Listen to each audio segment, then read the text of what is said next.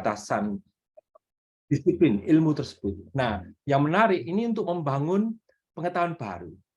Nah, ini bisa terlihat biasanya terlihat ketika misalnya teman-teman engineering mulai secara sangat intensif bekerja bersama dengan teman-teman di ilmu sosial. Nah, ini sangat terlihat di sana. Nah, bagaimana dengan transdisiplin? Ini yang oleh Burton disebutkan ini adalah bentuk tertinggi, level tertinggi dari satu proyek atau program yang terintegrasi. Ini memang melibatkan tidak hanya pelaku yang multidisiplin, tetapi pihak-pihak, kalau ini dalam konteks universitas misalnya, pihak-pihak yang non-akademis. Luas stakeholders-nya. Penguasa lahan, dia disebutkan seperti itu, kelompok, berbagai kelompok, user, dan seterusnya, masyarakat umum, politikus, dan seterusnya. Nah, di sini pendekatan partisipatoris ini mulailah kental untuk dikomunikasikan dengan interdisiplin. Nah, cirinya ini adalah betul-betul batas antar kita itu lumer, ya, lumer. Tidak ada lagi kebanggaan yang kita angkat secara berlebihan pada diri kita untuk mengunggulkan bahwa kita dari disiplin mana, disiplin A, B, C, nggak ada, nggak ada. Nah, biasanya perspektif yang masuk di sana untuk mencoba memberikan solusi pada masalah yang sistemik, real dan sistemik, ini pendekatan holistik.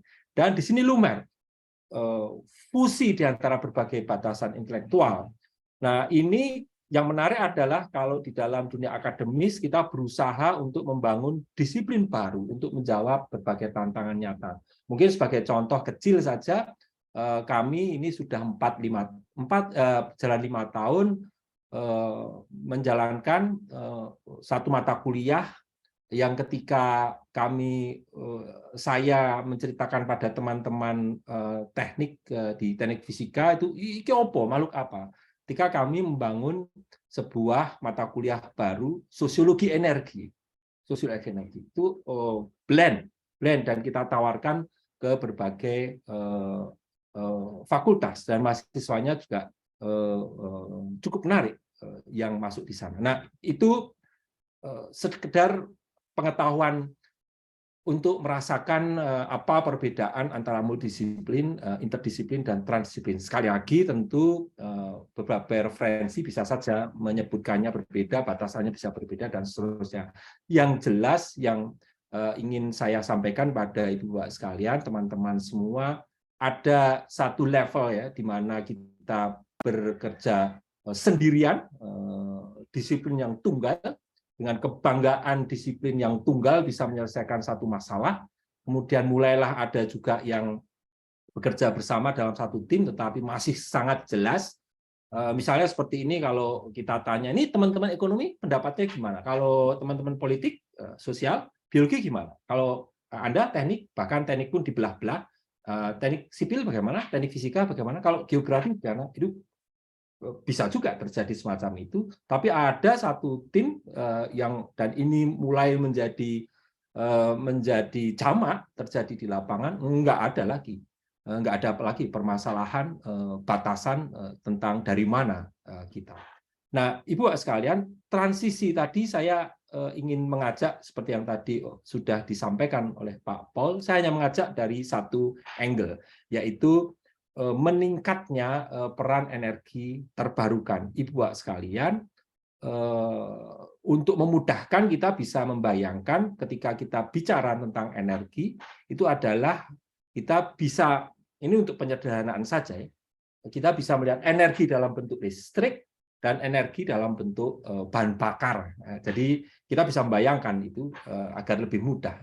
Nah, keduanya itu menarik sekarang, berbagai macam data menunjukkan, apalagi secara global, meningkat perannya dengan berbagai macam motivasi, latar belakang, dan berbeda-beda, dan kecepatannya berbeda-beda. Setiap negara, bahkan setiap daerah, mempunyai kecepatan yang berbeda di dalam melakukan transisi energi ini. Pilihannya pun berbeda. itu tergantung pada latar belakang, tergantung pada konteks misalnya. Saat ini rekan-rekan kita di Eropa misalnya melakukan akselerasi yang luar biasa, ada mobilisasi dana yang luar biasa untuk kembali, saya mengatakan begitu, kembali menengok secara lebih serius energi terbarukan. Mengapa? Ada konteks perang Ukraina di sana. Bahkan green hydrogen yang seolah-olah sekian belas tahun ini perkembangannya itu saja sekarang diakselerasi. Research and development budget itu luar biasa digelontorkan. Sebenarnya ini adalah pengulangan sejarah. Kita bisa melihat dalam level yang berbeda itu pada saat embargo minyak oleh negara-negara Arab waktu itu, sehingga Amerika misalnya melakukan usaha yang sangat serius untuk memulai research and development dan implementasi energi terbarukan. Artinya setiap negara sekali lagi itu memang mempunyai konteks sendiri, termasuk juga financial capacity. Indonesia tentunya tidak dengan mudah mengatakan, oke, 10 tahun lagi kita 80% in renewable energy. Nggak bisa. Kita punya konteks financial capacity dan seterusnya. Technological capacity, national technological capacity itu juga relatif terbatas. Sehingga transisi kita, jika dibandingkan dengan teman-teman kita di Skandinavia, tentu jauh. It's okay. Karena masing-masing negara sekali lagi mempunyai konteks, dan ini adalah transisi satu seperti gambar ini melihatkan transisi, tidak ada perubahan yang mendadak, bertahap. Walaupun alhamdulillah 2060 sudah dinyatakan secara formal dan itu patut disyukuri, kita akan mencoba net zero in power generator. Ini satu perkembangan yang menarik, secara formal dikatakan semacam itu, dan sekarang mulailah perlombaan untuk kita semua sebagai anak bangsa untuk menyukseskan agenda ini. Bahkan siapa tahu keberhasilan kita semua di dalam menyukseskan agenda ini akan mewujud dalam makin cepatnya net zero itu tercapai di Indonesia. Who knows? Tentu kita akan bekerjasama tidak hanya antar kita di engineering, tetapi juga teman-teman di keuangan, teman-teman di hukum yang mengolah habis-habisan tentang regulasi. Bagaimana caranya shutdown coal power plant misalnya, bagaimana caranya misalnya teman-teman sosiologi, teman-teman ekonomi, bagaimana caranya mentransform daerah di hulu sana yang secara tradisional keuangan dan aktivitas real di lapangan itu sangat tergantung pada batubara. Nantinya kalau itu bertahap decline, mau ditransformasikan seperti apa, dan seterusnya. Ada banyak sekali PR yang membuat kita akan bergandeng tangan bersama-sama. Tapi sekali lagi, 2060 sebagai target net zero itu luar biasa. Luar biasa, perlu kita sambut dengan baik. Nah, di energi terbarukan tentu sudah sejak lama teman-teman teknik fisika kalau di perguruan tinggi memang sudah berperan sesuai dengan kalau teknik fisika itu kan kadang-kadang oleh orang mengatakan ini spesies yang seperti apa gitu ya. Tetapi secara klasik peran kita itu walaupun sebenarnya beragam ya, tapi begitu disebut teknik fisika, ada banyak orang yang langsung membayangkannya sebagai sensor, otomatisasi, instrumentasi dan seterusnya. Dan itu tidak salah, dan memang peran kita secara klasik banyak di sana. Lulusan perguruan tinggi, praktisi teknik fisika bekerja di sana, dan di energi terbarukan ini misalnya saya cuplik di geothermal memang bekerja di sana. Dan kebutuhannya meningkat. Sensor, otomatisasi, kendali valve, kemudian mentransformasikan bacaan-bacaan sensor di lapangan, di berbagai macam alat, di ribuan alat di dalam satu power plant, misalnya instalasi kompleks, ke dalam SCADA, dan seterusnya. Ini memang peran klasik, dan ini memang malah jangan ditinggalkan, justru kita akan bergerak ke sana. Hanya teman-teman semua, transisi energi ini membuka cakrawala yang luar biasa. Pintu yang oleh banyak orang nggak terbayang. Mungkin yang dulunya kita membayangkan energi mix, bauran energi, di mana PLN alhamdulillah makin banyak memakai power plant yang non fossil base, misalnya air. Tentu secara tradisional air ini menjadi tulang punggung sistem not only in Indonesia but also in global. Walaupun gegap gempitanya agak terlupa ya dibandingkan gegap gempita munculnya teknologi baru, misalnya fotovoltaik. Di catatan air itu kalau kita lihat data itu banyak yang aging, menua. Walaupun sebenarnya resource-nya memadai. Tapi dengan catatan ya, misalnya das dan seterusnya, daerah aliran sungai terpelihara dan sebagainya. Tapi kembali ke dalam transisi energi, ini luar biasa. Karena makin banyak teknologi dalam berbagai size itu bisa diimplementasikan baik secara tunggal, sistem tunggal, homogen maksud saya, artinya energi terbarukan saja, atau umumnya hybrid. Ini luar biasa, luar biasa. Dan kalau kita melihat ke sana, bahkan cukup lama referensi itu menyebutkan macam-macam model bisnis itu sudah bergerak. Apalagi ketika kita berbicara tentang electric vehicle. Electric vehicle yang untuk kita konteks strategisnya itu adalah antara lain membebaskan negara kita ini dari impor minyak bumi. Itu kan konteksnya ya. Salah satu konteks strategis yang ya harus didukung karena kita tidak akan mungkin meletakkan batang leher kita sebagai bangsa di percaturan market internasional, kemudian kita menyerahkan begitu saja bahan baku untuk mobilitas kita pada fosil, sementara BBM kita, kemampuan kita secara nasional untuk memenuhi kebutuhan mobilitas itu terus menurun. Kita nggak bisa jadi bangsa kuat yang bertumpu pada impor yang membesar, nggak bisa. Jadi konteks strategisnya itu seperti itu. Walaupun kemudian era electric vehicle ini membuka lebar harapan luas, yaitu decreasing the CO2 emission, decreasing carbon footprint in mobility sector, in transportation sector. Yaitu apa? Ketika kita nanti bertahap lah, kita nggak bisa dadaan semua serba mendadak dan seterusnya. Ketika nanti electric vehicle industry, electric vehicle implementation itu secara luas ada di Indonesia, ekosistemnya mendukung, tidak hanya engineering tetapi juga financial dan juga policy, regulasi di sana sini.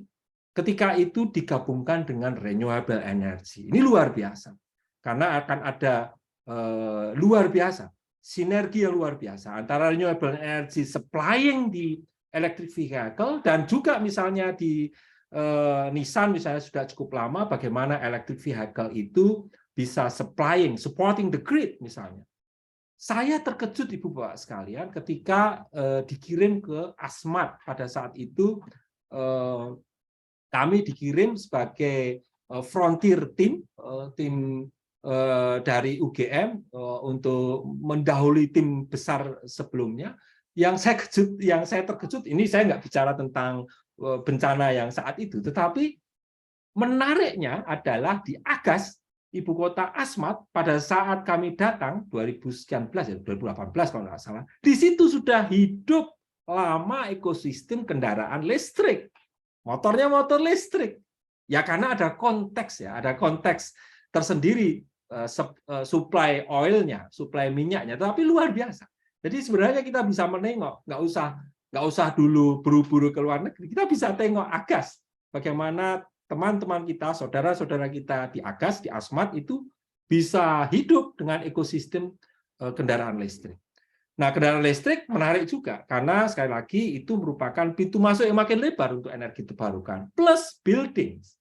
Ketika kita sedang belajar tentang green building, ketika kita sedang belajar untuk menurunkan intensitas energi pada building, saya kebetulan juga green professional di GPCI, di Green Building Council Indonesia, ketika kita mencoba untuk meyakinkan pemilik-pemilik gedung segala macam sektor,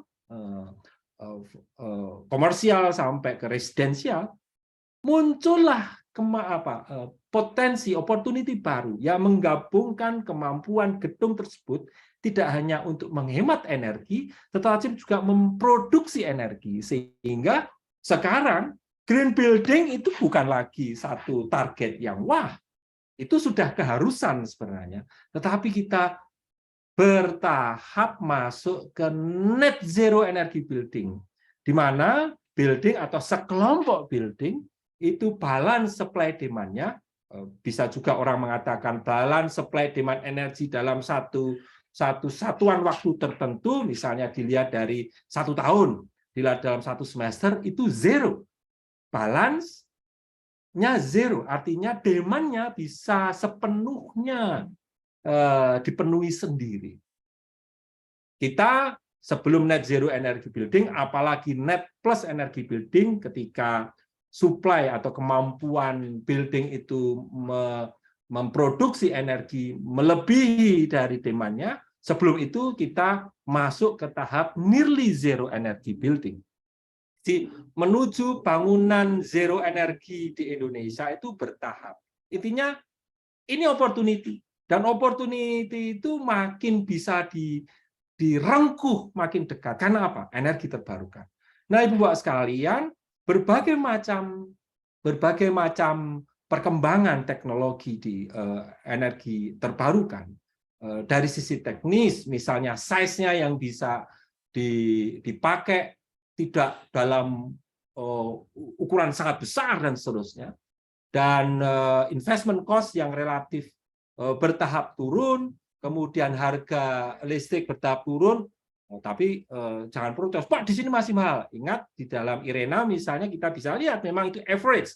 Ada beberapa daerah, bahkan negeri, yang harganya lebih mahal. Misalnya kita sebagai importer ya masuk akal lah kalau kita yang serba mengimport ini masih lebih mahal. Atau kalau di kita misalnya ya jangan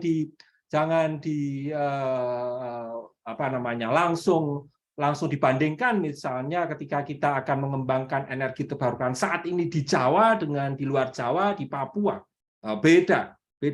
Artinya memang harga jual listrik yang lebih murah itu adalah tren, walaupun di beberapa detail kondisi tentu akan berbeda. Kita harus lihat konteksnya dan kondisi realnya. Tapi intinya, karena teknologi energi terbarukan semakin mudah dijangkau, market supporting makin mudah, lebih kuat, operation maintenance and services itu makin banyak, harga turun, maka yang menarik adalah bukan hanya dan juga desakan dari market, desakan dari real condition, misalnya teman-teman melihat diskusi target-target penurunan atau pengendalian peningkatan suhu global, misalnya kenaikan suhu global, dan juga alhamdulillah bertahap financial institution itu kemudian bertahap meningkatkan keberpihakannya kepada green atau sustainable energy system, maka ini merubah mindset, dan setelah mindset ini adalah bentuk praktek bisnis. Bahkan BP, British Petroleum, misalnya kata-katanya aja petroleum, masuk ke energi terbarukan. Pertamina itu kan tidak ada di singkatannya, itu kan tidak ada energi terbarukan. Kemudian menjadi salah satu leading institution di Indonesia di dalam menarik gerbong energi terbarukan dan seterusnya. Itu adalah tren global. Yang menarik adalah apa, Ibu-Bapak sekalian, teman-teman semua, bukan hanya perusahaan yang main bisnisnya itu memasok energi untuk bermigrasi, bertransformasi, bertransisi menuju bisnis energi terbarukan, tetapi yang menarik adalah perusahaan, enterprise yang secara tradisional tidak memproduksi energi, tetapi mengkonsumsi energi makin banyak. Berlomba-lomba memakai energi terbarukan sebagai tulang punggung pasok energinya. Menarik.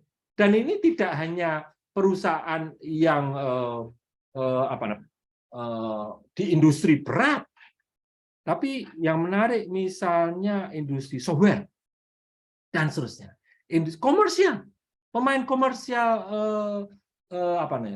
dagang. Jadi kalau kita melihat memakai kata kunci ini, corporate sourcing renewable energy itu menarik. Dan makin banyak perusahaan yang mematok target tinggi di dalam portofolio konsumsi energinya. Bertransisi, nah itu kan berarti luar biasa. Walaupun sebenarnya ini bisa ditebak. Mengapa? Transisi atau bahkan disrupsi energi tersebut mengubah paradigma pasok supply yang dulunya one way, mengubah paradigma jual beli energi yang dulunya hanya konsumennya ya itu saja, termasuk kita, dan perusahaannya besar-besar, BUMN, perusahaan besar, sentralistik, menjadi tidak lagi one way. Someday kita ini dengan mudah switch kedudukannya. Siang misalnya, karena kita nggak punya PV dengan baterai, siang kita menjadi konsumen.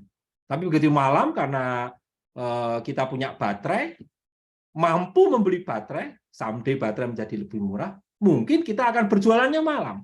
Atau dibalik kalau yang sekarang. Karena kita tidak punya baterai, maka kita memproduksi, misalnya dengan PV.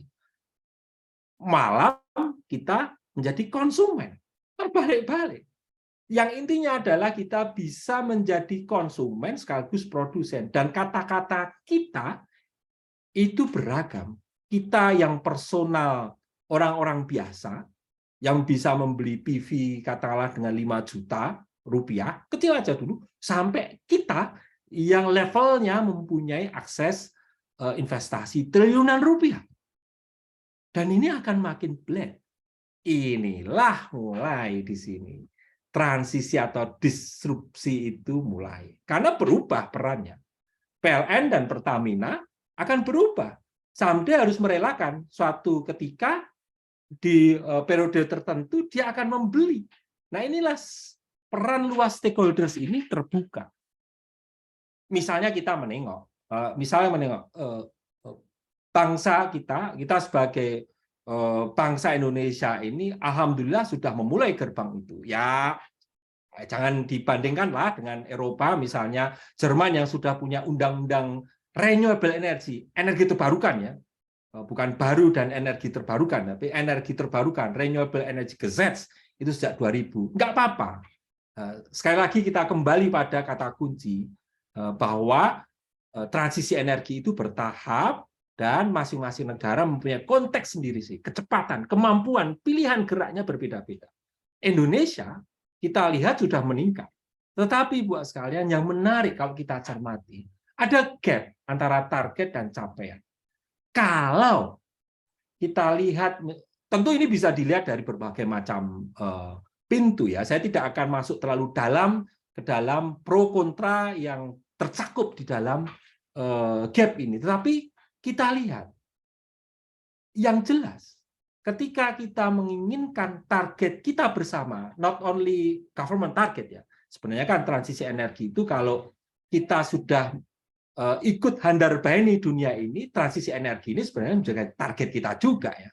Target kita juga. Kita nggak mau lingkungan kita bopeng-bopeng misalnya. Bertahap kita pengen CO2 emission kita turun drastis misalnya. Dan seterusnya. Itu kan sebenarnya target yang kita usung bersama. Jadi bukan hanya top down target, sebenarnya itu yang ideal. Tapi kalau kita lihat di sini, budget pemerintah itu ya nggak mungkin lah diminta untuk memenuhi target net zero. No. Berbagai macam berita sudah bisa kita lihat bahwa investasi itu diundang dari berbagai macam pihak. Intinya apa? Peran stakeholders itu makin meluas di sana. Disinilah Ibu sekalian, peran kita masuk lebih dalam. Ibu sekalian, tadi di awal saya hanya ingin melihat dari sudut yang satu sudut dulu aja, yaitu di dalam transisi energi. Ada banyak banyak wajah ya di transisi energi, yaitu misalnya kita melihat dari sisi meningkatnya peran energi terbarukan. Ini pun Ibu sekalian kalau kita lihat menjadi pertanyaan yang menarik. Ini sebenarnya opportunity atau kewajiban. Tergantung. Buat kita, saudara-saudara kita yang secara klasik dan sudah puluhan tahun berbisnisnya berbasis batu bara, gas, ini mungkin kewajiban. Mengapa? Saudara-saudara kita yang di sana wajib untuk transformasi. Kalau kita yang apalagi di sini anak-anak muda yang akan lulus ya, sebentar lagi akan lulus. Ini opportunity. Karena market di renewable energy itu meningkat. Tapi sebenarnya perusahaan-perusahaan besar, kalau kita lihat tadi, BP, Shell, Exxon, dan sebagainya, memandangnya pula juga sebagai opportunity. Dan ini multi aspek transformation ini. Bukan hanya berbicara engineering, bukan hanya berbicara memindahkan investasi dari satu sudut bisnis ke sudut bisnis yang lain, tapi bisnis culture. Mindset, saya katakan mindset. Sebenarnya mindset ini sebenarnya kompetisi yang kita hadapi ini kompetisi atau kesempatan untuk berbagi peran. Ini transformasi ini menarik. Dan yang menarik buat sekalian, ini tadi kan increasing the renewable energy rule. Yang menarik adalah karena sifat inherent dari resource dan reserve energi terbarukan yang menyebar. Ya, mudah saja kita lihat misalnya matahari misalnya. Walaupun jangan lupa ya, ketika kita memakai matahari dengan fotovoltaik itu bukan panasnya ya. Kita bukan memanfaatkan panasnya, tapi kita lihat matahari, misalnya matahari secara ekstrim dengan mudah kita mengatakan tersebar. Dibandingkan misalnya titik-titik yang tersedia untuk eksploitasi batu bara, eksploitasi gas, minyak, jelas. Dan teknologinya juga kecil bisa, modular bisa, besar bisa, dan sebagainya. Ini yang membuat sistem itu akan terdesentralisasi, tersebar secara fisik, dan lain terdesentralisasi pula perannya. Ini menarik. Nah, kita sebagai orang-orang teknik fisika atau engineering, mohon maaf kalau di sini juga hadir yang bukan non-teknik fisika atau engineering, atau mungkin juga non-engineering juga hadir di acara ini terbuka lebar untuk menjawab ini. Kebetulan mahasiswa saya, salah satu mahasiswa saya lulusan teknik fisika S1, S2 lulusan teknik lingkungan dia, kemudian sekarang mengambil S3 di Visipol. Dia akan membidik topik renewable energy dari sisi demokratisasi energi. Visipol, S1-nya teknik Fakultas Teknik Fisika. Enggak apa-apa. Kita bangun bersama hal itu. Nah, Ibu sekalian, ketika kita bicara tentang mengundang stakeholders yang lebih luas untuk terlibat di sini, tentu tidak semudah itu. Ibu sekalian, teman-teman semua, ketika kita bicara tentang energi, ini tidak hanya energi terbarukan. Kita kembali kepada jadi energi terbarukan dan desentralisasi atau apapun sistem yang akan kita bangun, sistem energi yang akan kita bangun, itu akan terikat antara lain pada kondisi energi trilima energi, di mana kita tidak bisa secara naif mengatakan bahwa targetnya itu adalah terbatas pada lingkungan hidup. No, nggak bisa. Kita tidak bisa hanya melepas fokus kita pada environmental sustainability, environmental target sebagai satu-satunya pedoman kita ketika kita membangun sistem energi. Dalam konteks ini energi terbarukan. Nggak bisa.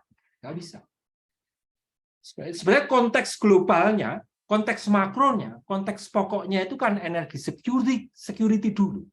Yaitu kemampuan sistem, kalau ini negara, yaitu negara, kemampuan sistem dalam hal ini Indonesia, misalnya pemerintah, misalnya seperti itu,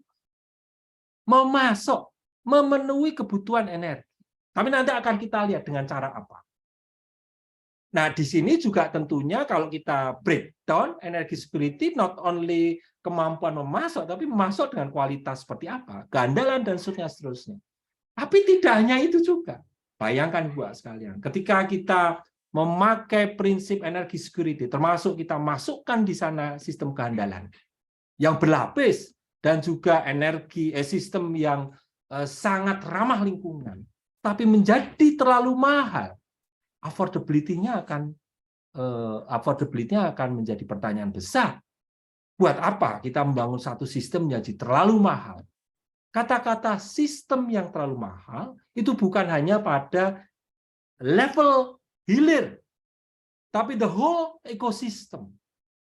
Nanti akan kita lihat, ketika seluruh sistem itu akhirnya kita paksakan, tetapi akhirnya terlalu lama kita terperangkap di dalam satu kondisi yang kita harus mengimpor, ada pertanyaan besar, harus kita jawab. Intinya adalah ketika kita berusaha untuk meningkatkan energi terbarukan, mengundang makin banyak stakeholders, karena sistem kita itu yang akan kita lihat adalah desentralis, atau dari sisi budget tadi saya katakan, nggak mungkin lah pemerintah itu kita bebankan, kita tuntut dengan duit sendiri, atau mencari loan, hutang ya sekarang baru gayeng ya kata-kata hutang luar negeri. Inilah saatnya kita bareng-bareng berbagi, bareng-bareng. Tapi gimana caranya? Ibu sekalian, mau izin saya ajak ibu sekalian, teman-teman semua menengok kondisi sekian banyak pulau kita di Indonesia. Misalnya di Bangka Belitung, ini potret yang saya ambil di 2018. Misalnya di Pulau Umbele, ini tidak terlalu jauh dari Morowali, yang menjadi salah satu titik pusat pertumbuhan new energy system, karena di sana ada investasi besar-besaran dari sistem baterai. Kita lihat kondisi di dua pulau ini mewakili banyak kondisi di banyak pulau yang lain. Alhamdulillah ada listrik, tetapi banyak diantaranya masih diesel. Karena berbagai macam pertimbangan, ada banyak pulau kita yang tidak bisa dengan relatif bisa affordability-nya itu bisa 24 jam menyala. Menjadi too expensive. Itu sebabnya biasalah 12 jam atau 16 jam, pokoknya enggak 24 jam. Ada yang mulai masuk ke energi terbarukan kecil-kecilan, fotovoltaik misalnya. Tapi ini adalah gambar semacam ini biasa. Siang juga sangat terbatas listriknya. Kulkas mati jam 6, itu biasa terjadi. It's okay, itu adalah tahapan pembangunan kita. Sekaligus saya menjadi teringat ketika sangat banyak penugasan tentang energi terbarukan, hydropower, fotovoltaik, ocean energy, dan berbagai macam di berbagai sudut Indonesia ini. Ada pesan-pesan seragam sebenarnya, sama. Yang ini ingin saya ceritakan pada ibu sekalian. Kita akan mulai dengan energi terbarukan, stakeholders rules, stakeholders patience, stakeholders spirit untuk memakai energi terbarukan itu, kita mulai dari rural, remote area. Tapi nanti kita bertahap untuk masuk ke urban area. Jadi buat sekalian, kembali ke prinsip energi. Saya tidak ingin memfokuskan pada sekian banyak lesson learn kita sebagai pembelajaran bangsa ketika kita pakai energi terbarukan, lifetime yang dicapai sangat pendek, jauh dari lifetime ideal, mangkrak dan seterusnya. It's okay, itu kita terima sebagai bahan belajar yang luar biasa sebagai sebuah bangsa. Tapi dari situ kita bisa melihat tugas kita. Misalnya kita mengatakan tugas kita bareng-bareng kita membangun sistem energi, itu bukan ketika kita puas bisa mendapatkan investasi, mendesain, dan kemudian membangun dan meresmikan satu instalasi, dan kemudian kita mencatatkan P daya yang gede. Bukan itu. Yang kita targetkan adalah P, daya tersebut, instalasi sistem energi, apapun. Di energi itu apapun, itu bisa supplying di energinya. Maka kita bisa mengatakan, menambahkan ada capacity factor, di mana kalau kita dalami capacity factor itu bukan aspek teknis saja, itu tata kelola. Kata-kata tata kelola itu juga not only in professional manners, but also in social culture di sana. Bahkan weather, cuaca dan seterusnya. CF itu luar biasa. CF itu satu variabel yang uniknya secara tradisional dipakai di pembelajaran engineering, tapi sebenarnya kalau kita transfer ke teman-teman ke pembelajaran di teman-teman non engineering itu luar biasa. Luar biasa. CF. Nah, mengapa? Karena tugas panggilan kita untuk memberikan legacy itu adalah bagaimana agar infrastruktur atau sistem energi kita itu bisa supplying di energi terus-menerus, sustain, at least bisa mendekati lifetime, theoretical lifetime. Karena apa? Berbagai macam manfaat, it is not only profit, but benefit, itu datang dari energi. Mendukung aktivitas teknis, belajar, UMKM, kalau di dalam pertahanan berarti mendukung alat-alat pertahanan negara, keamanan negara, kesehatan berarti mendukung puskesmas dan seterusnya. Itu dari energi. Dan benefit tersebut, manfaat tersebut created dari energi yang disuplai. Nah, sebenarnya targetnya itu adalah sustainability dari benefit tersebut. Jadi bahkan ketika, nanti kita lihat, ketika P, daya, kemudian dia bisa memasok energi, tetapi instalasinya itu dimonopoli oleh segelintir orang, pihak di satu daerah, sehingga dia bisa seenaknya menarik tarif misalnya, itu juga nggak sustain.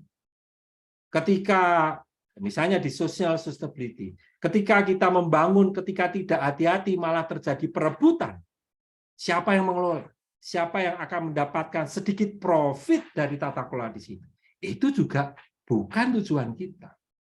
Jadi buat sekalian, pesan dari lapangan itu kalau tentu Ibu sekalian, apalagi para senior saya di sini, guru-guru saya yang di sini yang mengabdikan diri puluhan tahun di lapangan, tentu bisa memahami bahwa lesson learned di lapangan itu bisa kita sederhanakan dari berbagai macam sudut pandang. Izinkan saya menyederhanakannya dalam 5 dimensi ini. 5 dimensi keberlanjutan manfaat, benefit sustainability. Jadi bukan hanya sustainability itu kita lihat dari sisi environment, walaupun itu juga PR. Contoh PR, energi terbarukan belum tentu otomatis ramah lingkungan loh kalau tidak kita perjuangkan secara serius. Co-firing dari PLTU batu bara itu luar biasa, itu ancung jempol, itu adalah breakthrough, terobosan yang luar biasa. Tetapi kita harus mengusahakan bareng-bareng secara serius. Pasok wood pelletnya misalnya, bahan baku substitusi batu baranya berasal dari tanaman dari hutan industri.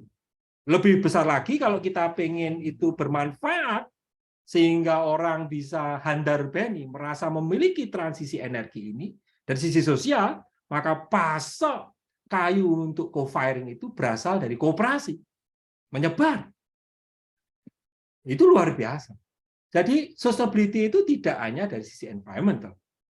Harus hati-hati karena kadang-kadang orang mengatakan energi terbarukan udah jelas, energi terbarukan kan environmental friendly. Ntar dulu. Kelapa sawit juga kita harus berjuang menjawab tuduhan-tuduhan. Karena di situ memang terkandung risk ya, terkandung risk. Padahal opportunity untuk bisa memasok energi secara hebat dari sisi environmental oleh kelapa sawit itu hebat, tinggi. Tapi kan harus diperjuangkan. Artinya environmental sustainability itu adalah sesuatu yang not given. Itu PR. Apalagi technical sustainability. Itu adalah PR, tadi saya katakan, PR klasik kita yang harus memasang sesuai SOP, sesuai standar, kabel juga nggak boleh ngawur. Saya katakan kabel nggak boleh ngawur karena di lapangan bisa aja dilihat, wah ini masang PV-nya kok kayak gini kabelnya. Dan sebagainya. Tapi juga kalau kita lihat technical sustainability, ntar dulu. Alat yang tidak rusak itu emang hanya PR engineering? Enggak. Kita lihat, at least di berbagai macam pembelajaran yang saya dapatkan di lapangan, itu PV yang dipakai untuk penerangan jalan itu di atas, di bagian baterai itu dikasih jeruji-jeruji agar tidak dicuri. Luar biasa. Apalagi kalau misalnya kita lihat, contoh penolakan terhadap geothermal misalnya.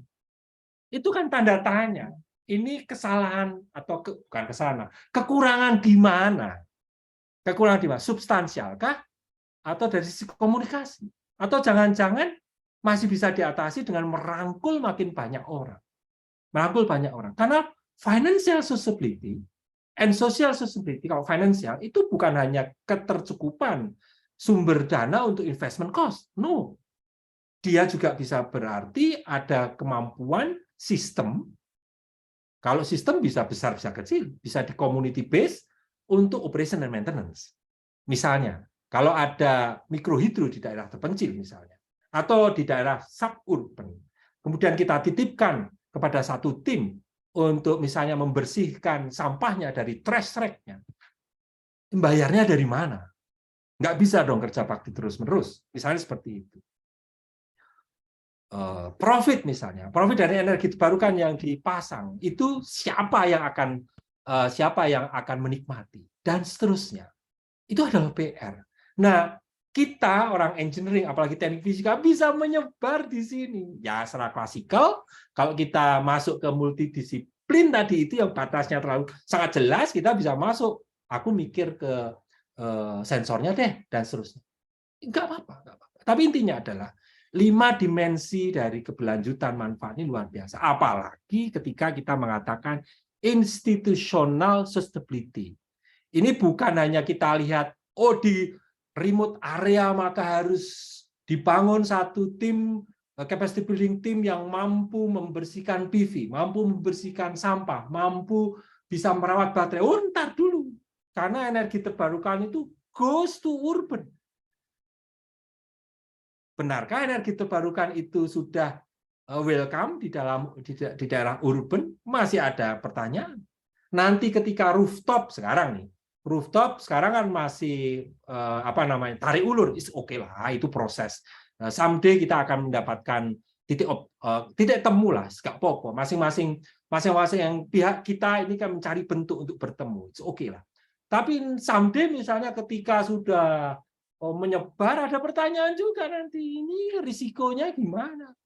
Apakah nanti asuransi naik nih preminya karena ada risiko yang naik? Misalnya seperti itu.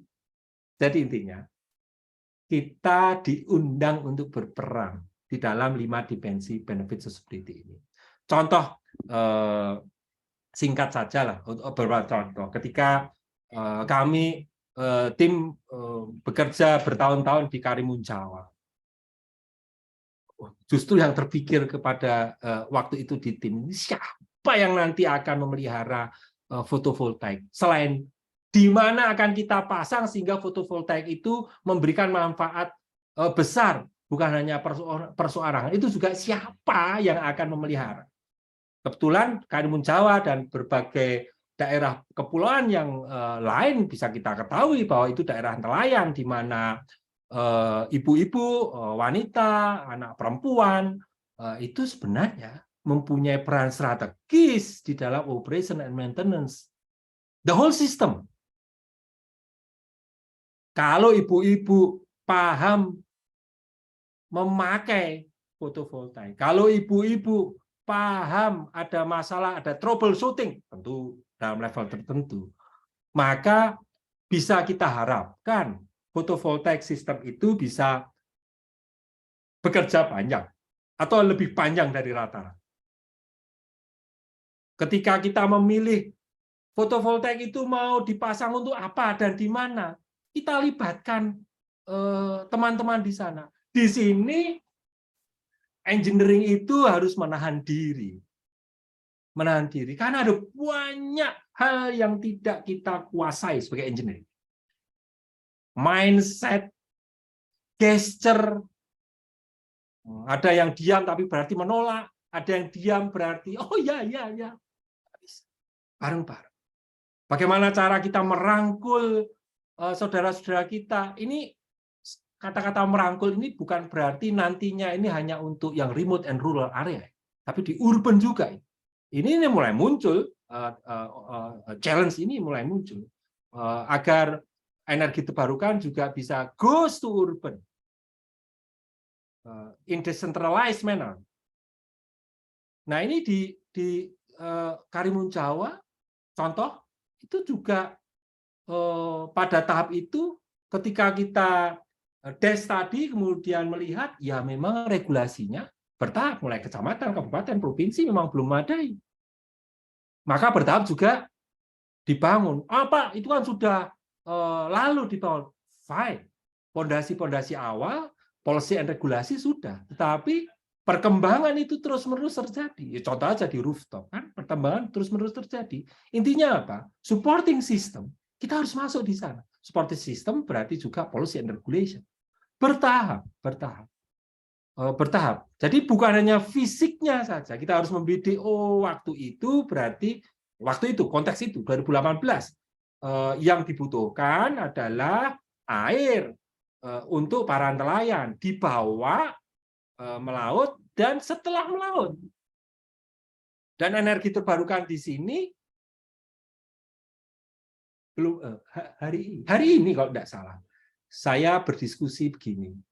Loh, oh iya hari ini tadi pagi ada sahabat menelpon. Kemudian dia akan membangun satu sistem energi terbarukan. Kemudian dia bilang, "Mas, tapi kan LCOE-nya dan supply itu sudah memenuhi di daerah sana. Berarti nggak layak dong." Ntar dulu. Membangun energi terbarukan itu macam-macam targetnya. Bisa meningkatkan rasio elektrifikasi itu bagi daerah yang memang supply-nya masih kurang. Dan alhamdulillah per statistik kita sudah mendekati 100%. Itu alhamdulillah. Walaupun kalau kita tengok tentu kita harus lihat itu. Dipasang listrik untuk berapa jam sehari? Matikah dan seterusnya, mati hidupkah dan seterusnya. It's okay, tapi at least akses listrik itu makin merata, signifikan. Itu satu nikmat yang harus kita syukuri. Perkara affordability, perkara kualitas, kehandalan dan seterusnya itu bukan satu subjek untuk mengkritik, tapi itu subjek untuk kita bekerja bareng di sana. Nah kembali ke energi terbarukan. Jadi bukan hanya memasang di daerah yang belum ada listriknya, atau bukan hanya memasang di daerah di mana sistem energinya itu rupiah per kWh-nya masih tinggi. Bukan hanya itu pilihannya. Tetapi apa seperti yang dicontohkan misalnya daerah negara-negara maju, Jerman misalnya. Sekali lagi konteksnya berbeda, tapi siapa tahu kita juga per daerah atau per segmen masyarakat juga sudah bisa menikmati konteks semacam itu. Energi terbarukan itu dimasukkan, diterima sebagai substitusi fosil karena apa? Carbon footprint decrease. Itu targetnya. Jadi konteksnya berbeda-beda. Nah, sekali lagi kembali ke slide ini, kalau kita melihat memasang remote sensor untuk memonitor kinerja, ini bukan masalah engineering saja. Tentu kita mengejar CF ya, CF. Tapi ini memudahkan kita tahu ini kalau turun tuh karena apa, kerusakankah? Ada masalah apa? Apakah weather atau ada masalah social culture di sana? ketika kami melihat ketika itu kemudian drop, rusakkah? Enggak. Ternyata enggak dipakai lagi karena masyarakat enggak butuh lagi. Dicopot. Misalnya seperti itu. Jadi ini aspek yang kalau di power plant besar seperti yang wah modern dan seterusnya, ini sebenarnya kita bisa berperan untuk meningkatkan partisipasi bertahap dengan meningkatkan kemampuan kita untuk menjejak dan menjamin real performance of our energy system. Karena apa tadi? Challenge-nya tadi itu, panggilan mulia untuk kita itu adalah benefit sustainability dari pasok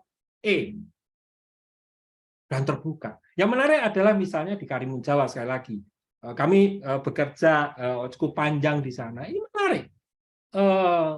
Gender participation bukan masalah lagi. Public acceptance nggak ada masalah lagi. Yang masalah adalah job creation dan juga profitability index, kemampuan energi terbarukan yang dipasang di sana untuk meningkatkan profit, keuntungan berusaha. Ini menarik. Karena nanti juga di urban, hitung-hitungannya juga selain orang yang masuk ke sana karena ada idealitas ekonomi, idealitas lingkungan, tapi juga orang mengatakan hitung-hitungan. Ini untung mana ya pakai energi terbarukan atau tidak ya. Jadi jaring kami menyebutnya benefit sustainability rules yang kita terapkan di fotovoltaik ini menarik. Dan kalau kita bisa menerapkan tentu variabel yang di include bisa beragam, tidak harus ini, bisa lebih sedikit, bisa lebih banyak, bentuknya lebih banyak juga bisa. Ini bisa membantu kita untuk memenuhi panggilan kita tadi. Benefit sustainability, termasuk ketika kita di Biak, kami di Biak, ini membantu, dan ini juga melihat bisa membantu menunjukkan pada local community. Ini loh hasilmu, ini hasilmu. Selain kalau itu remote, maka kita bisa tanya, ada masalah apa kok ini drop? Selain ini juga bisa melaporkan, misalnya di dalam, entah di sini ada nggak ya? Ini kalau kita, saya lupa nggak memasukkan di sini ya. Misalnya kita memasukkan di situ catatan prediksi CO2 emission reduction misalnya. Itu juga mencatatkan portofolio real dari sistem energi kita. Jadi banyak sekali. Misalnya ketika kami masuk ke 2 provinsi, Jambi dan Sumatera Barat, di 3 desa di sana. Bagaimana caranya kita membangun satu ekosistem yang bisa meningkatkan kesejahteraan dengan green business, yang kebetulan di area yang saat itu pasok listriknya belum memadai. Maka energi terbarukan bisa masuk di sana. Jadi energi terbarukan ketika satu program itu tidak harus berada di depan, tapi akan makin sering target energi terbarukan itu ada di tengah, di depan bahkan nggak kelihatan, karena dia adalah supporting. Yang penting adalah target utamanya tercapai, misalnya keamanan, misalnya kebahagiaan, misalnya kesejahteraan. Misalnya di tempat itu karena yang penting adalah kemampuan sistem untuk operation maintenance, maka dilatihlah, dimagangkanlah ratusan orang di sana. Bukan hanya target berapa watt peak dan di berapa lokasi, ini kebetulan di 300 lokasi. Bukan. Dan yang menarik lagi buat sekalian, case di Jambi misalnya. Satu daerah yang waktu kita datang pasok air bersih loh. Pasok air bersihnya belum tinggi kemampuannya, kemudian berembuk. Ini ada opportunity untuk dengan energi terbarukan, mau dipakai apa? Dialog itu terus-menerus terjadi. Dan the local community to leading the dialogue. Kita hanya menyediakan framework, menyediakan environment yang kondusif untuk dialog tersebut. Jadi keputusan-keputusan itu adalah pada teman-teman di sana. Tapi sambil seperti itu, magang. Ibu sekalian, waktu itu ketika kita melatih, bukan melatih lah, itu terlalu, saya juga nggak enak kata-kata melatih itu terlalu top down, seolah-olah kita yang punya kemampuan lebih. Capacity building lah, kurang lebih gitu ya. Capacity building kan kita saling belajar. Ya. Saya kurang suka pakai kata-kata melatih. Jadi capacity building ini magang, tapi kita niatkan juga. Ini bukan hanya untuk kepentingan program di sana, loh.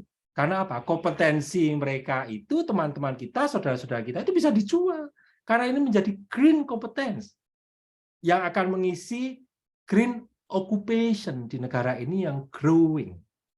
Yang menarik adalah yang dulunya tidak punya atau kurang sistemnya untuk energi bersih menjadi mampu menjual air minum, bukan energi bersih, air bersih menjadi mampu menjual air minum. Lompatan, dan itu dikelola oleh mereka, teman-teman semua. Intinya apa, Ibu sekalian? Kami berkeliling bareng-bareng, tidak lagi membedakan apakah itu dari engineering atau dari fakultas mana. Kita hanya berbagi peran, kadang-kadang saling mengisi. Teman-teman sosiologi juga memberikan pendapat, pertimbangan tajamnya ketika kita memilih size, memilih lokasi, memilih konfigurasi. Kita pun juga menginput informasi ketika teman-teman melakukan sosialisasi, dan seterusnya, berbaur. Misalnya ketika ini buku-buku ini bisa di-download ya, bisa di-download free to download. Kita berkeliling di 4 provinsi, semangat lebur itu yang sangat kentara. Waktu itu targetnya adalah unik, yaitu komunitas lokal bisa merasakan kebutuhan energi terbarukan, dan ketika dia bisa merasakan kebutuhan, dia akan propose the proposal, submit the proposal. Yang menarik adalah ketika kita masuk ke Nusa Penida, Ibu sekalian. Nusa Penida itu waktu kita masuk itu sudah kenyang dengan pengalaman kegagalan.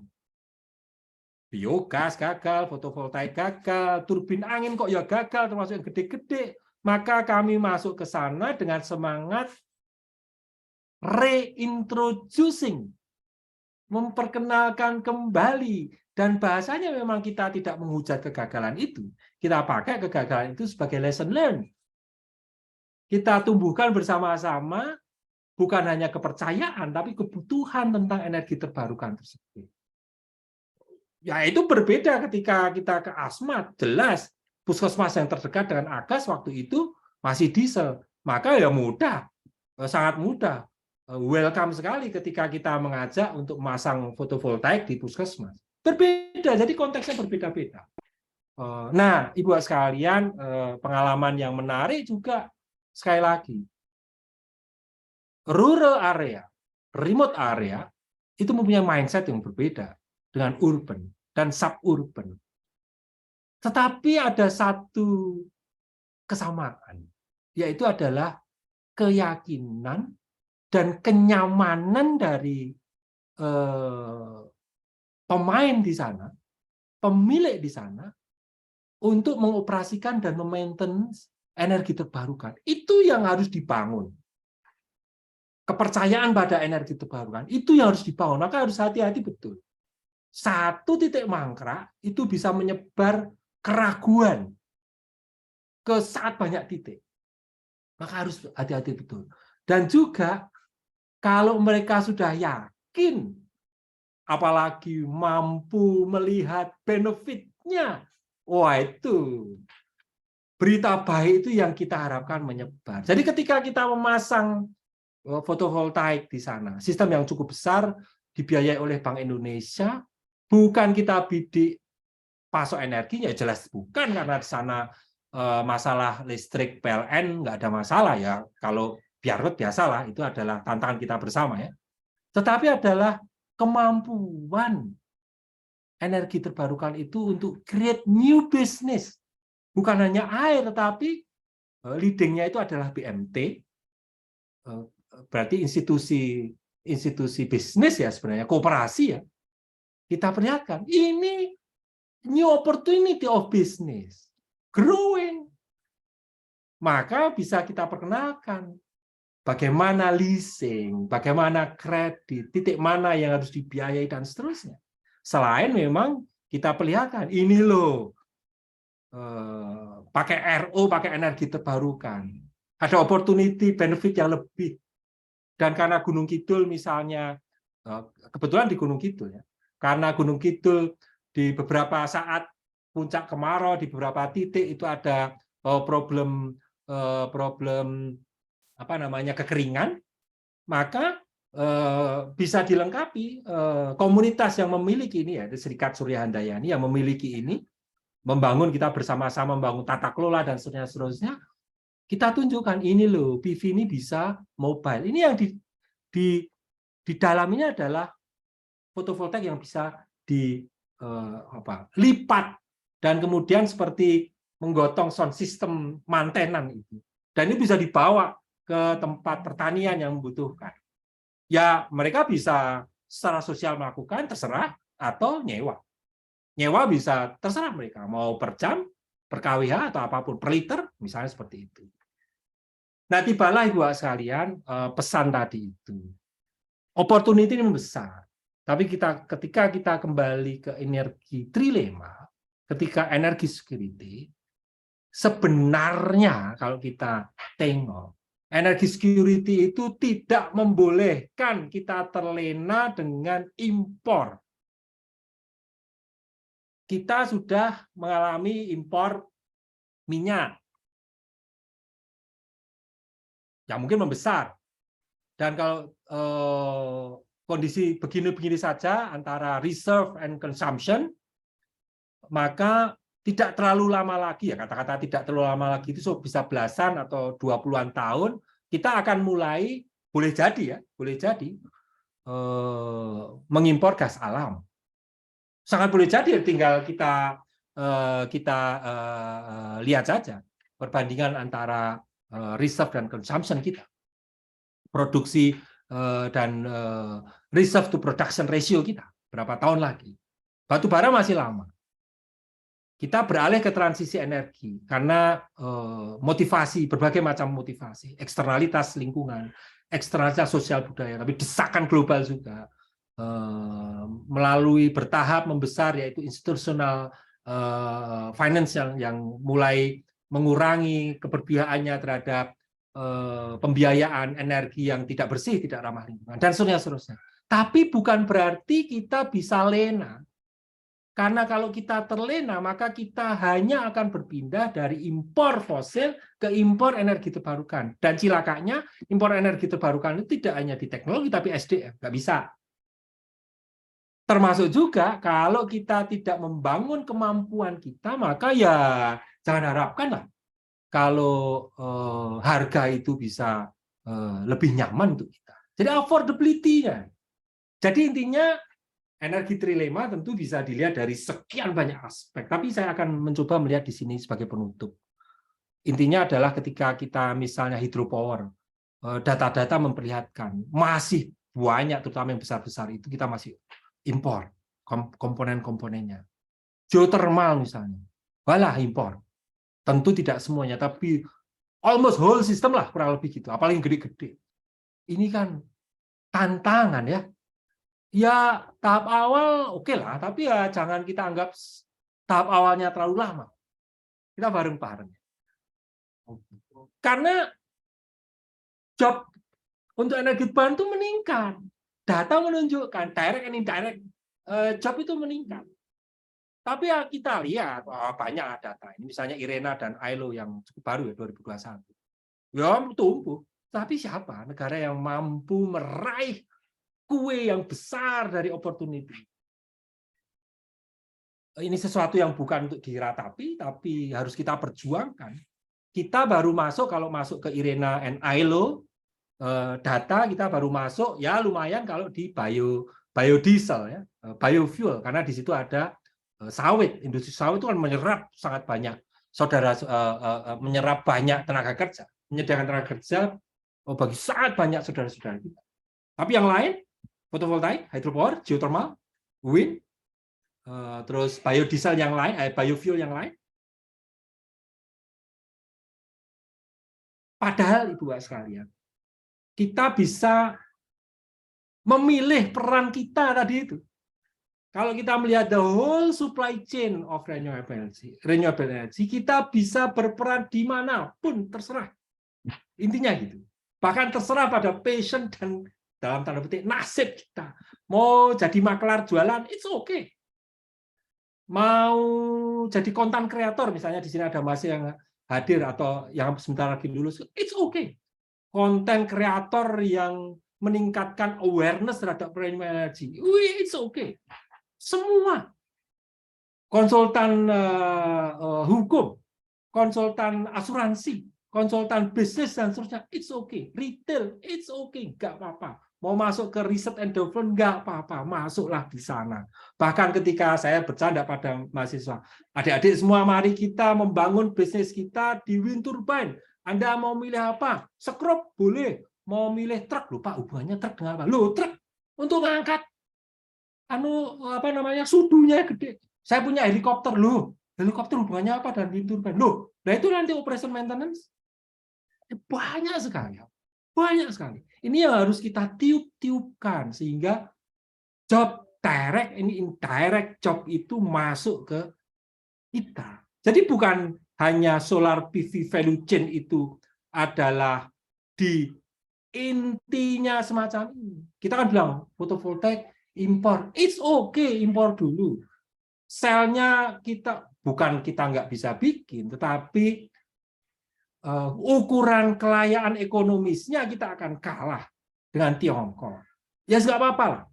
Produksi selnya, kecuali kalau kita tiba-tiba afirmasi menggelontorkan triliunan dan kita bisa membuka not only domestic market but also export to market untuk produk sel ya, bukan selnya saja ya, bukan PT PLTS kan banyak sekali ya komponennya. Selnya ya nggak apa-apa, tapi harus fight.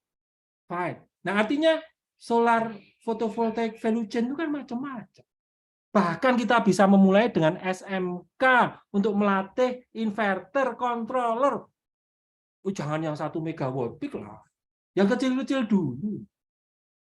Growing market itu, atau melatih teknisi. Saya mengatakan teknisi karena gede worker and technician kebutuhannya ini 2050 atau kita singkatkan di 2030 gede. Ini kalau kita lambat, kita menganggap nggak apa-apa lah kayak gini aja. Maka inilah PR yang menggairahkan untuk kita. Jadi in the whole system of renewable energy, kalau kita serius membangun kapasitas nasional di dalam memasok energi sistem itu untuk kedaulatan bangsa, kita punya banyak pilihan. Apalagi transisi energi yang saya katakan tadi itu disruptif. Mengubah banyak hal. Ya sekarang belum boleh kan, orang berjualan listrik ke, misalnya saya punya PLTS gede, terus saya jual listriknya ke tetangga sebelah, belum boleh lah, bisa ditangkap saya. Besok apakah itu akan seperti itu terus? Who knows?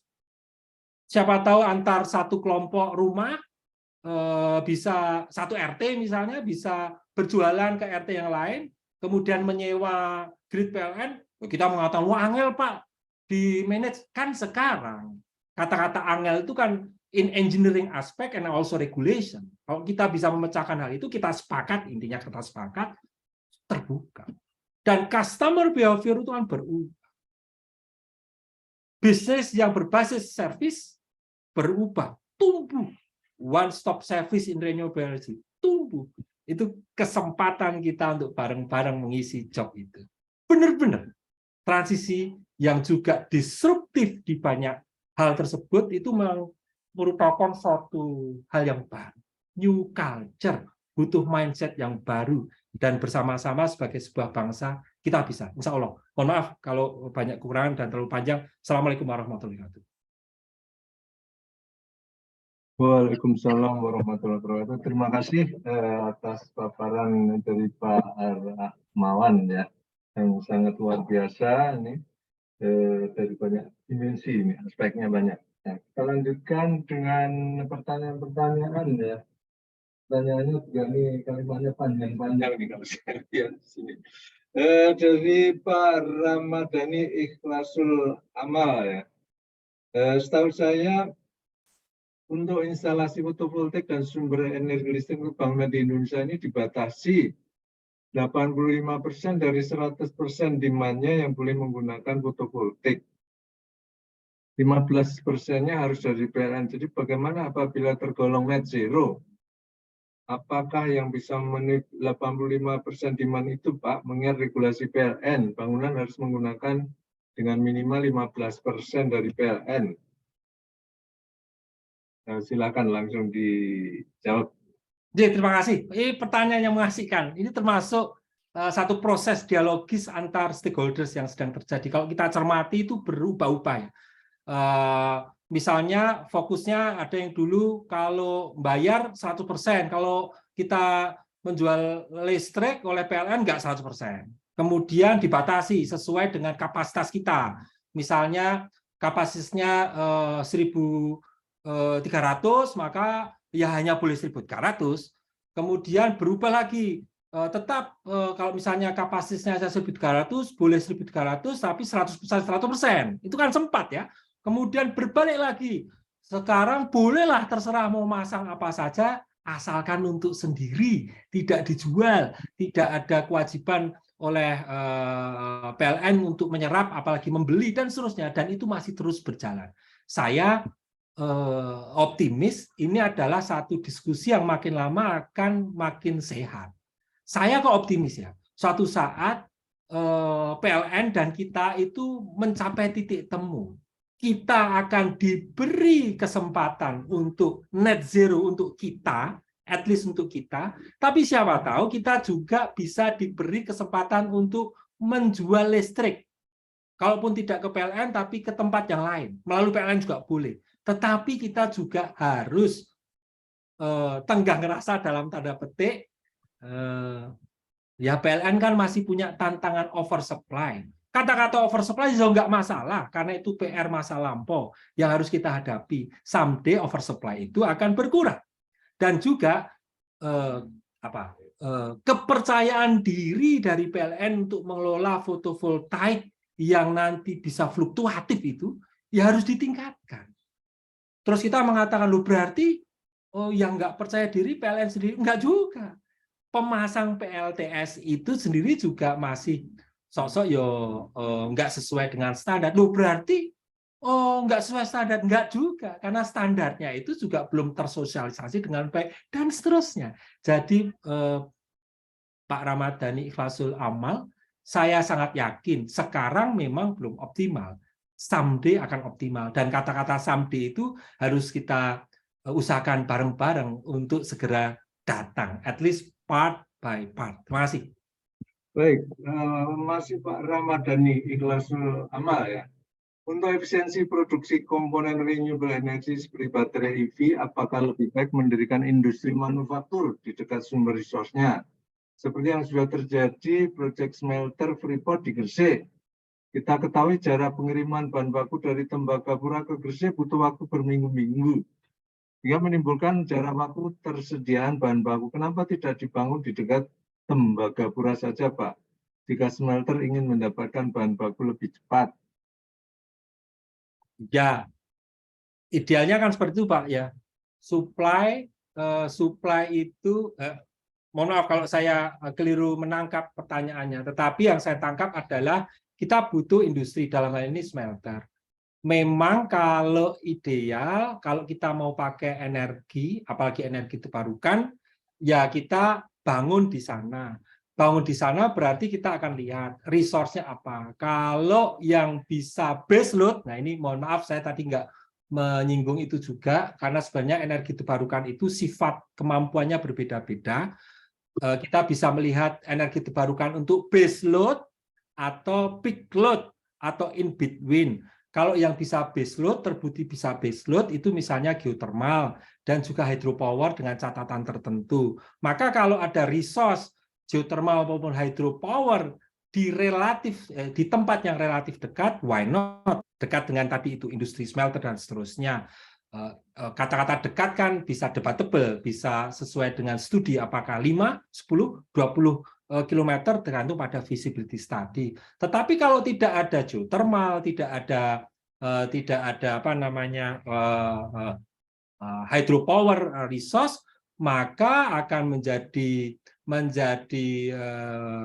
menarik tantangannya. Kalau kita mau pakai PV, ya sebisa mungkin ya jangan pakai baterai. Tapi kalau tidak pakai baterai, maka ya gimana nanti kalau malam? Maka hybrid.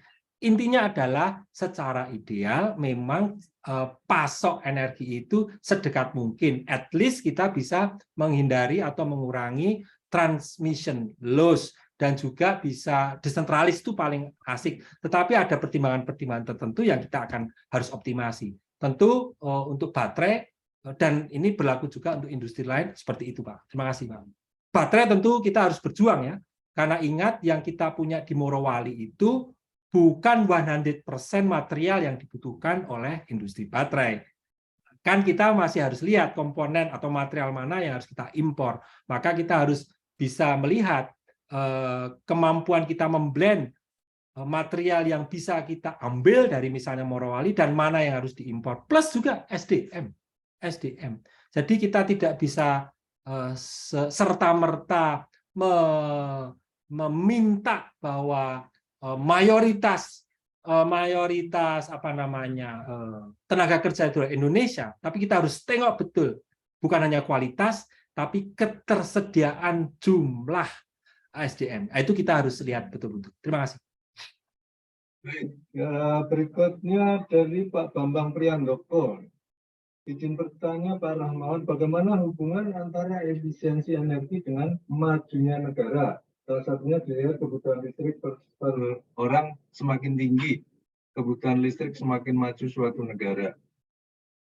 Ya Pak, terima kasih sekali. Ini juga menarik. Sebagai contoh begini, kalau kita melihat target-target energi kita, satu, rasio elektrifikasi, alhamdulillah per statistik kita mendekati 100%. Lepas dari detailnya ya Pak, tapi at least per statistik 100%. Rasio mendekati 99, sekian. Sekali lagi kalau kita tengok di detail tentu ada challenging yang macam-macam di sana. Tetapi buat sekalian, ntar dulu. Misalnya, satu rumah tersambung misalnya listrik yang 450 atau 900 lah, 900.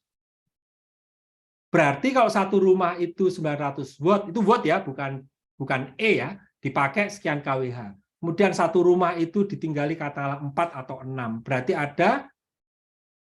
kita bisa melihat kWh per kapitanya berapa. As a whole, konsumsi listrik dan energi kita per kapita itu masih rendah. Kalau masih rendah, salah satunya impact-nya atau akibatnya memang, contoh baru aja, alhamdulillah ada pertanyaan tentang smelter. Maka ada pertanyaan tentang ketercukupan pasok energi kita untuk catch up, mengejar target-target industrialisasi. Kan harus punya. Dan kalau itu dinaikkan, maka ada kebutuhan peningkatan kWh per capacity. Tapi ntar dulu. Targetnya bukan hanya per kWh. kWh bisa kita gabungkan ya. kWh kan satuan energi ya. Dia juga bisa mengkonvert dari joule. Joule bisa dari minyak, gas, biofuel, dan seterusnya. Jadi satuan energi bisa kita masukkan ke joule, bisa barrel oil equivalent, atau misalnya kWh. Nah itu kan meningkat, tetapi target kita sebagai sebuah bangsa bukan hanya meningkatkan rasio elektrifikasi, tapi juga pada titik-titik tertentu meningkatkan pasok, berarti kapasitas konsumsi per kapita itu harus naik juga, tetapi juga produktivitas cara kita memakai energi itu. Itulah efisiensi energi. Yang efisiensi energi itu bukan kita lihat dalam arti kalau tidak dibutuhkan lampunya dimatikan, bukan. Tapi targetnya adalah intensitas konsumsi energi. Berapa energi, satuan energi yang kita butuhkan untuk menghasilkan sekian, misalnya produk domestik bruto satuan. Nah, karena pertanyaannya itu adalah konteks kemajuan suatu negara, yes, Pak. Jadi bukan pada kita tidak harus berhenti atau hanya berhenti pada konsumsi per kapita, tetapi intensitas konsumsi energi. Pada negara yang financial capacity-nya jauh lebih tinggi, kemampuan teknologinya jauh lebih tinggi, dia mampu mengoperasikan, mengembangkan teknologi-teknologi yang lebih hemat energi. Atau dia memilih jenis bisnis yang tidak padat energi. Misalnya, Singapura. Itu berbasis jasa. Berbasis jasa. Yang added value-nya tinggi. Added value-nya jauh lebih tinggi dibandingkan kalau kita jualan bahan mentah. Jadi itu Ibu sekalian, sebenarnya transisi energi itu ada dua pisau, yaitu renewable energy yang meningkat dan dari satu sisi intensitas energi. Yang menarik adalah kalau kita memakai variabel elastisitas konsumsi energi. Di sana ada delta dan dia bisa minus. Mengapa? Karena peningkatan produk domestik bruto satu negara itu bisa saja decoupling, bisa didapatkan justru dengan cara yang lebih efisien dan dengan cara yang carbon footprint-nya lebih rendah. Kalau kita bisa tertarik di sana, kita bisa lihat misalnya economic growth, decoupling, dan seterusnya. Demikian, terima kasih. Baik, berikutnya dari Pak Amar Jebal El Balak. Selamat sore Bapak Rahmawan Widiarto, perkenalkan saya dari Teknik Elektro, NIM 2105020 Universitas Kauripan Kediri. Ini saya ingin menyampaikan sebuah kenyataan yang ada di lapangan. Saya sering kumpul dengan masyarakat. Dari hasil observasi, pada dasarnya masyarakat awam teknik sudah banyak yang mengetahui tentang energi baru terbarukan. Sehubungan biayanya masih mahal dan ambigu masyarakat, industri dan residensial terhadap produk yang belum memiliki sejarah ketahanan, membuatnya mengabaikan. Pertanyaannya, bagaimana cara untuk mensiasatinya agar harganya terjangkau dan sosialisasi jaminan produk untuk menghilangkan ambigu tersebut. Saya yakin jika harga terjangkau dan produk memiliki sejarah ketahanan yang andal, tidak perlu menunggu 2060. Saya yakin 2027 sudah terwujud. Jadi terima kasih. Pertanyaan menarik karena harga terjangkau itu bisa kita lihat dari dua hal, yaitu harga menjadi absolut lebih murah. Harga lebih murah misalnya misalnya investasi kan biasanya per P ya, per daya. Itu lebih murah. Bisa didapatkan dari market yang meluas, pemanfaatan yang meluas. Kalau kita ingin tertarik di daerah di sisi hulu ada learning curve. Bisa diklik di Google Learning Curve, di mana ada data yang memperlihatkan di banyak teknologi semakin banyak market itu memakai, maka makin turun harganya. Bukan hanya pada makin banyaknya barang itu dipakai, tetapi sebenarnya di situ terlihat, di situ tersembunyi kemampuan industri untuk memproduksi barang tersebut secara lebih baik dan secara lebih efisien, termasuk juga fotovoltaik misalnya dan seterusnya. Jadi harga terjangkau itu bisa dilihat dari memang harga itu turun secara absolut. Tetapi yang menarik adalah sambil kita menunggu turunnya harga secara absolut sampai ke harapan ekspektasi kita, sebenarnya yang kita naikkan adalah kemampuan membeli, affordability. Kata-kata affordability itu bukan dari sisi barangnya saja loh yang murah, tetapi kemampuan masyarakat sistem itu untuk membeli, mengoperasikan dan seterusnya. Ini menarik. Salah satunya contoh gini, yang saya akan kembali ke hal yang sangat mendasar. Kasus-kasus sangat besar, PLTS. PLTS itu kan satu nggak andal, banyak mangkrak. Itu kesalahan kita juga. Para engineering yang masangnya ngawur. Wah, ngawur. Banyak yang ngawur lah. Itu kesalahan kita juga. Mungkin juga kesalahan kita memilih spek tidak cocok. It's okay lah. Itu technical technical challenge. Tapi juga menarik gini, ada kesalahan mendasar kita ketika waktu tahap awal kita mengatakan PV itu gratis loh listriknya. Lah ya gratis, kalau ini kan sama seperti ketika kita kalau nggak hati-hati mengedukasi masyarakat, ini electric vehicle murah loh. Motor itu murah loh, nggak harus ngisi bensin. Itu kalau nggak hati-hati, nanti ketika baterainya rusak, harus dibangun, duit dari mana? Nah, ketika kita masuk ke Jambi misalnya, kita ceritakan semua. Komponen per komponen itu seperti ini. Ini PV itu bisa 15 tahun selnya, bahkan 20 tahun bisa. Tapi inverter dan controller itu bisa jauh lebih cepat loh rusaknya 5 tahun. Baterai kalau nggak hati-hati ini 6 bulan, kalau kita nggak beruntung bisa rusak loh. Kalau beruntung ya bisa 2-3 tahun. Terus kita ajak hitung-hitungan. Nah, berarti ketemu nih hitung-hitungan. Setahun kira-kira harus menabung sekian. Duit dari mana? Maka waktu itu ya oleh bisnis duitnya diputar juga, sebagian disisihkan.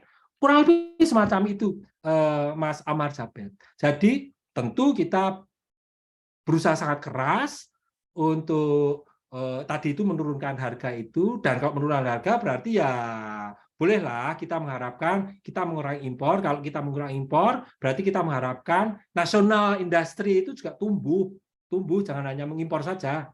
Kalau itu tumbuh berarti macam-macam lagi, ini melebar masalahnya, afirmasi, regulasi, kemudian ketika kita TKDN, kita mau tender dan seterusnya banyak itu. Tapi juga meningkatkan daya beli atau kemauan membeli.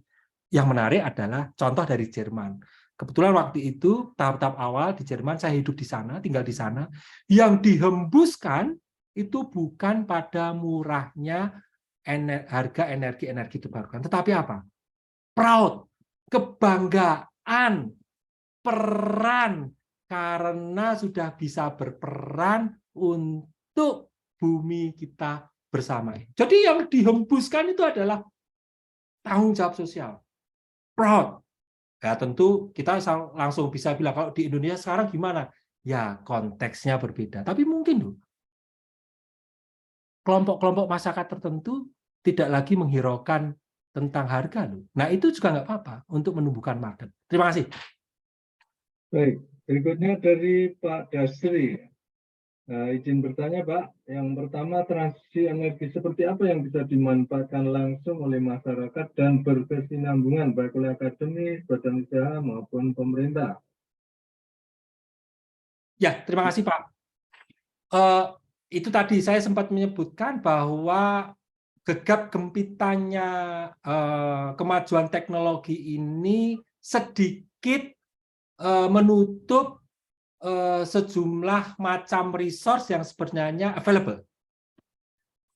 It's okay lah, nggak masalah. Misalnya sekarang kan kita gegap gempita PLTS, fotovoltaik. Itu nggak apa-apa, bisa dimengerti dan legitimate. Karena kita akan juga menumpukan transisi energi itu, tumbuhnya energi terbarukan pada PLTS. Tapi yang saya maksud adalah janganlah kita melupakan resource yang lain. Misalnya air. Nah, air itu berlimpah macamnya. Bukan hanya di sungai, kita bisa memilih sungai yang relatif bagus. Sungai yang relatif bagus tentunya kita bisa melihat fluktuasi dan seterusnya, bisa melihat daerah aliran sungainya dan seterusnya. Atau, nah ini yang menarik. Saya yakin dengan cara seperti sekarang menjadi jauh lebih mudah, yaitu apa? Irigasi. Irigasi itu fluktuasi airnya jauh lebih bisa dikendalikan dibandingkan sungai. Jadi mengapa jika ada industri kecil di sana, UMKM di sana, perusahaan yang akan hijrah dari Jakarta ke rural area, carilah yang di tempat yang ada resource hydropower, bangun di sana, mikrohidro. Wah, itu bisa luar biasa. Ini sama seperti yang dilakukan misalnya oleh petani-petani agriculture industri di Belanda. Dia memakai geothermal. Konteks dia itu adalah geothermal shallow, dangkal. Untuk apa? Menggantikan gas. Gasnya untuk apa? Untuk climate managing in rumah kaca mereka. Jadi banyak. Kalau saya boleh mengusulkan, sebelum kita menyebarluaskan ke dalam residensial, sebenarnya leading aktornya itu adalah pebisnis, dan pebisnis bisa memilih, tidak harus PLTS. Kalau PLTS ya kita lihat mau pakai baterai atau tidak, tergantung hitung-hitungannya, tergantung targetnya. Tapi juga itu ditengok irigasi, Pak, regulasi ya dirembuk. Disinilah nexus water, food, energy ini bisa dikelola. Terima kasih. Baik, pertanyaan nomor 2 ini tadi sudah ditanyakan ya tentang mahalnya PLTS. Berikutnya lagi masih Mas Amar Debal. Kalau saya ikuti materi sangat bagus sekali. Pertanyaan saya, kenapa UGM tidak bekerjasama dengan PLN untuk menyediakan listrik dari program transisi energi dan masyarakat cukup membayar tagihan listriknya? Karena sejauh ini masyarakat Indonesia lebih memilih mudahnya dan tidak mau berisiko keluar biaya perawatan maupun dari spare part. Kalau kerjasama antara UGM dan PLN seperti PLN dengan berbagai macam perguruan tinggi yang lain kan memang sudah lama ya. Itu adalah persahabatan klasik kita ya. Jadi ya tentang transisi energi juga kita bertahap, tapi tentang macam kerjasamanya dan targetnya mungkin yang bisa diperluas. Seperti yang kami happy banget itu adalah Bank Indonesia misalnya. Bank Indonesia bekerja sama dengan kami, bahkan justru masuk ke masyarakat untuk bangun beneran. Tetapi waktu itu ketika kita heran tapi bahagia, loh Bank Indonesia berkepentingan untuk membangun ekosistem bisnis baru, untuk memperkenalkan, mendekatkan teknologi ini. Bukan hanya memasok, tetapi mendekatkan teknologi ini. Sehingga masyarakat lebih mengenal dan lebih mampu, lebih nyaman mengelola. Ya, moga-moga nanti hubungan baik berbagai macam perguruan tinggi di Indonesia dengan BUMN, tidak hanya PLN, tapi Pertamina juga menjadi leading institusional kita di transisi energi meningkat. Terima kasih. Baik, berikutnya dari Pak Wisnu Aji. Mumpung masih diskusi dalam konteks energi terbarukan, saya ingin pendapat Bapak tentang perpetual generator yang viral di YouTube. Generator pembangkit energi yang dapat berputar tanpa akhir, tanpa bahan bakar. Bisa membangkitkan listrik tanpa akhir. Pertanyaan saya adalah, mungkinkah generator semua itu diwujudkan dalam dunia nyata? Terima kasih.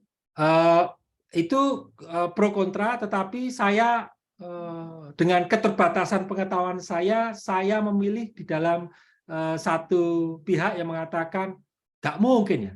Di mana kita letakkan losesnya ya? Terima kasih. Baik, berikutnya dari Pak Ardi Rahman. Salam hormat Pak Rahmawan, saya mantan bimbingan Bapak S1 TFUGM, skripsi tahun 2007 dulu. Saya membaca koran online beberapa waktu lalu bahwa Jerman akan melakukan shutdown seluruh PLTN-nya. Mungkin ada kebijakan energi khusus yang sedang dibangun di Jerman? Mungkin Bapak punya insight terkait dan bagaimana lesson learn-nya untuk Indonesia. Terima kasih, Pak. Terima kasih. Alhamdulillah ada yang nyebut ini ya. Jadi begini, masuk ke dalam satu prinsip utama dalam transisi energi. Transisi energi itu berbeda-beda di tiap negara. Berbeda-beda itu waktunya, pace-nya, kecepatan, dan pilihan teknologinya. Dan latar belakangnya beda-beda. Teknologinya, ekonomi, dan konteks politik. Kebetulan Eropa sekarang itu diambang mendapatkan hikmah yang baik dari sisi sistem energi karena ada perang Ukraina. Perang Ukraina itu membuat mereka melek. Oh, nggak iso kita fossil based energi sistem, terlena kita. Maka masuklah ke sana, ke energi terbarukan, termasuk nuklir. Nah, mengapa nuklir itu pro kontra? Karena memang bisa dilihat dari dua sisi. Ada yang pro, ada yang kontra. Tetapi kita lihatlah Prancis. Prancis itu industri PLTN-nya tegak. Dan kita untuk konteks Indonesia itu menarik. Sebenarnya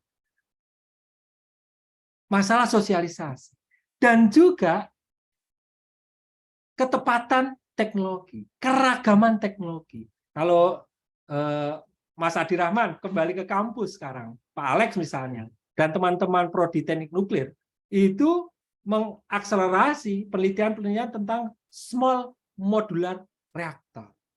Memakai teknologi yang jauh lebih aman, dan lebih kecil. Jadi kalau Eropa itu luar biasa, mereka sedang bergelut tentang itu. Jerman mengatakan 100%, tapi bahkan internal sendiri mengatakan beneran nih 100% energi terbarukan bisa. Bukan hanya teknologi, tapi financial capacity mereka. Jadi kurang lebih semacam itu, Mas Ardi. Menarik pokoknya kalau melihat pilihan. Kalau kita lihat Kuba, beda lagi. Dia diembargo habis-habisan, tapi bio-nya naik. Brazil sudah sejak tahun 70-an itu biofuel. Tapi biofuelnya bukan dari sisi pasoknya saja. Bertahap dia merubah, mengkondisikan juga industri otomotifnya. Terima kasih, sudah sejak lama ini. Baik, berikutnya dari Pak Taufik ya. Bagaimana status dan prospek energi nuklir terhadap transisi energi? Saya masuk bagian yang tidak hanya mengharapkan, tapi juga yakin. Karena advance teknologi nuklir itu makin meningkat level keselamatan, keamanan, dan keandalannya, dan juga size-nya itu tidak lagi yang hanya besar-besar. Dengan SMR, misalnya kalau yang tertarik, silakan Google, Small Modular Reactor, itu kita dibuka peluang untuk memakai atau memasang menginstalasi PLTN dengan ukuran yang tidak lagi besar-besar, 600 megawatt atau lebih dari itu, jauh lebih kecil dari itu. Baik, berikutnya dari Ibu ya Nailul Atifah nih. Sore Pak Rahmawan, saya dulu mahasiswa Bapak alumni Teknik Fisika UGM angkatan 2002. Terima kasih, materinya sangat bermanfaat dan menarik karena meninjau analisis energi terbarukan dari sudut pandang yang realistis dan holistik. Izin tanya untuk mempelajari tentang kebijakan energi, khususnya energi terbarukan lebih dalam jalur formal jenjang S3 di UGM atau dalam negeri, kira-kira di jurusan apa yang direkomendasikan? Terima kasih sebelumnya. Ya, di sini sepertinya hadir bimbingan S3 saya. Mungkin ada namanya di sini, dicari Ahmad Rahmawardana, saya tunjuk nama aja di sana. Dia S1 Teknik Fisika, S 2002 berarti adik kelas Mbak Nailul ya. Dia S1 Teknik Fisika, kemudian S2 MTPB, Magister Teknologi Pembangunan Berkelanjutan. Nah, itu orangnya yang sedang tunjuk tangan itu. Kemudian S3-nya di Visipol, kebetulan mengambil di jurusan politik, mengambil disertasinya politik energi. Itu menjadi salah satu pilihan. Tetapi ada juga mahasiswa teknik fisika yang dulu sekarang kolega dosen di satu perguruan tinggi negeri juga. Dulu teknik fisika, S1-nya, S2-nya MM, kemudian mengambil bekerja sebagai dosen Fakultas Ekonomi di salah satu universitas negeri juga di Indonesia, dan sekarang mengambil atau dalam tahap mengambil S3 ekonomi energi di manajemen. Jadi tergantung. Kalau di Visipol bisa masuk ke administrasi, masuk ke polisi atau ke politiknya. Kalau Mas Ahmad Rahmawardana kebetulan ke passion ke politik energinya.